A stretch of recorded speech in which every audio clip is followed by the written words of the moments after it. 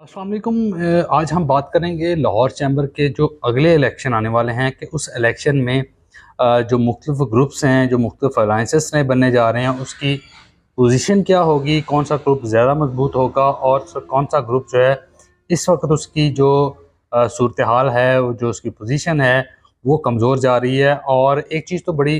Clear cut जो है वो हमारे सामने आई है कि अगली दफ़ा जो इलेक्शन है वो ज़रूर होंगे। ये जो बिला मुकाबला जीतने का तसलसल है ये कायम नहीं रह सकेगा, क्योंकि इस वक्त कुछ नए अलाइंसेस जो हैं वो पाइपलाइन के अंदर हैं और जल्द जो हैं वो डिस्क्लोज़ हो जाएंगे। और जो फाउंडर ग्रुप है बिलखुसूस वो कुछ इख्लाफात का शिकार भी है। और प्याफ की अगर बात करें तो प्याफ जो है उसकी पोजीशन फाउंडर के मुकाबले में जो है वो कदरे मुस्तहकम है। फाउंडर की इसलिए बात कर रहे हैं कि आजकल बहुत चर्चा है, बहुत जो इख्लाफात उनके अंदर चल रहे हैं, उस ग्रुप के अंदर जो टूट फूट हो रही है वो टॉक ऑफ द टाउन बनी हुई है। जो सबसे बड़ी हमें डेफिशिएंसी फाउंडर ग्रुप के अंदर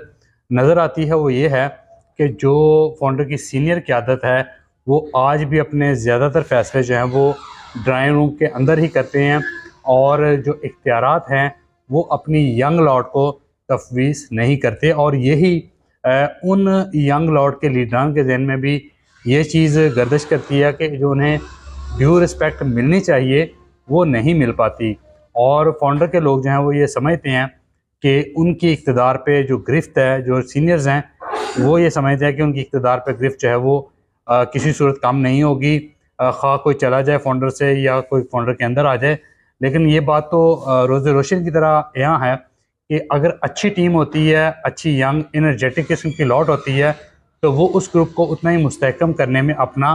किरदार अदा करती है। फाउंडर के अंदर हमें जो है वो क़यादत की सतह पे कुछ जमूद भी नज़र आता है। वो जमूद कुछ इस नौइयत का है कि फाउंडर का जो चेयरमैन बनता है वो तकरीबन ताहयात चेयरमैन ही होता है। जब तक वो इस फ़ानी दुनिया से चला नहीं जाता तब तक वो चेयरमैन ही रहता है। तो इस तरह से जो तब्दीली होनी होती है, जो तगय्युर होना होता है, कुछ एनर्जेटिक लोग ऊपर आ सकते हैं, वो अपना कंट्रीब्यूशन दे सकते हैं, तो वो नहीं दे पाते, यानी जमूद का शिकार हो जाता है। इसके मुकाबले इनके दूसरे अलायंस पार्टनर प्याफ को देखें तो प्याफ 2-3 साल बाद अपना चेयरमैन जो है वो तब्दील कर देते हैं, एक्टिव चेयरमैन लेके आते हैं जो मार्केटों, बाज़ारों, शॉपिंग प्लाज़ों, इंडस्ट्रियल जोन के अंदर जाकर बिज़नेस कम्युनिटी के कदम मिलाकर जो है वो चले, उनकी खुशी गमी में जो है वो शरीक हो। लेकिन फाउंडर के अंदर ये चीज़ जो है वो हमें बहुत कम जो है वो देखने में मिलती है। अब चलते हैं आगे, इलेक्शन की तरफ बात करते हैं। तो इलेक्शन इस दफ़ा ये समझा जा रहा है कि बड़ा कांटे का इलेक्शन होगा, क्योंकि इसमें कुछ नए अलाइंसेस जो हैं वो भी मार्ज़ वजूद में आ चुके हैं। पाइपलाइन के अंदर ये अलाइंस जो हैं इस वक्त पड़े हुए हैं, जल्द इसको डिस्क्लोज़ जो है वो कर दिया जाएगा। और जो फाउंडर के ज़्यादा लोग हैं, जो एनर्जेटिक किस्म की लॉट है वो फाउंडर से उड़ जाएगी, फाउंडर की दहलीज छोड़ जाएगी, फाउंडर का ग्रुप जो है उसको खैरबाद कहेगी। इसके अलावा जो लाहौर बिजनेसमैन फ्रंट का जो पैनल है वो भी अपनी पूरी स्ट्रेंथ के साथ इस वक्त जो है वो मार्केट के अंदर मौजूद है और वो अपनी स्ट्रेंथ जो है वो बढ़ाते चले जा रहे हैं। और इसके अलावा जो प्याफ से दड़ा अलग हुआ मियाँ शफकत ग्रुप, उनके पास उस तरह से अगरचे एसोसिएट वोट तो नहीं है, लेकिन उनके पास कॉर्पोरेट वोट जो है वो है। इसलिए कुछ ये भी ज़ाहिर से चीज़ें पता चल रही हैं कि मुमकिन तौर पर हो सकता है कि जो फाउंडर की यंग लॉट आ रही है उसके पास एसोसिएट का वोट भी बहुत बड़ी तादाद में मौजूद है, उसके पास जो कॉर्पोरेट के वोट हैं वो भी हैं, साथ अगर मियाँ शफकत ग्रुप जो है वो जुड़ जाता है। और इसके अलावा LBF जो है जिसने बड़ा टफ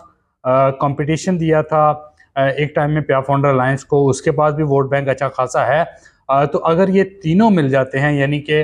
फाउंडर का जो नाराज़ दड़ा है, प्याफ का जो नाराज़ दड़ा है और इसके अलावा LBF, ये तीनों मिलकर अगर एक नया अलायंस तश्कील देते हैं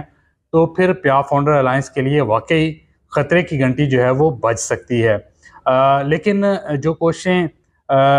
फाउंडर के सीनियर कायदीन की जानब से की जा रही हैं वो आई थिंक नाकाफ़ी हैं अपने इन डिफरेंसेस को हील करने के लिए। और लग नहीं रहा कि किस तरह से चीज़ें जो हैं वो जुड़ पाएंगी, क्योंकि अब या तो फाउंडर ग्रुप को अपनी सियासत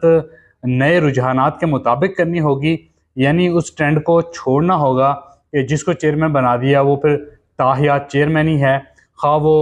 अपने घर से उसकी सेहत इजाज़त दे निकलने के हवाले से या ना निकलने के हवाले से, वो सोशल हो ना हो, वो किसी की खुशी गमी में जा सके ना जा सके। इन रुझानात को फाउंडर को चेंज करना होगा और जो अपने बिग गन्स हैं, जिसमें काफ़ी सारे लोग हैं, मैं नाम लेना नहीं चाहूँगा, उन गन्स के दिमागों के अंदर भी जो डिफरेंसेस हैं उनको ख़त्म करने के लिए जो फाउंडर ग्रुप है उसको अपनी नई स्ट्रेटजी लॉन्च करनी होगी। उनको ड्यू रिस्पेक्ट जो है वो लाजमन देनी होगी और ख़ास तौर पर जो इख्तियारात वो अपने हाथों के अंदर जो है वो दबा कर रखते हैं, यानी आगे कोई यंग टीम नहीं बनाते, उनको आगे इख्तियारात तफवीज़ नहीं करते, तो इस रुझान को भी ख़त्म करना होगा और फिर जाकर अगले इलेक्शन में फाउंडर जो है वो किसी फैसला कुन सूरत हाल के अंदर जो है वो आएगा। लेकिन इस वक्त जो प्याफ है वो ज़्यादा तवाना है, ज़्यादा तगड़ी है, एसोसिएट की सतह पे भी, कॉरपोरेट की सतह पे भी। लेकिन फाउंडर की जो सिचुएशन है वो कुछ ज़्यादा बेहतर नहीं है। और अगर दूसरा अलायंस जो है वो आ जाता है प्याफ फाउंडर अलायंस के मुकाबले में, तो फिर तो यही होगी कि एक बड़ा और कांटेदार मुकाबला जो है वो देखने को मिलेगा।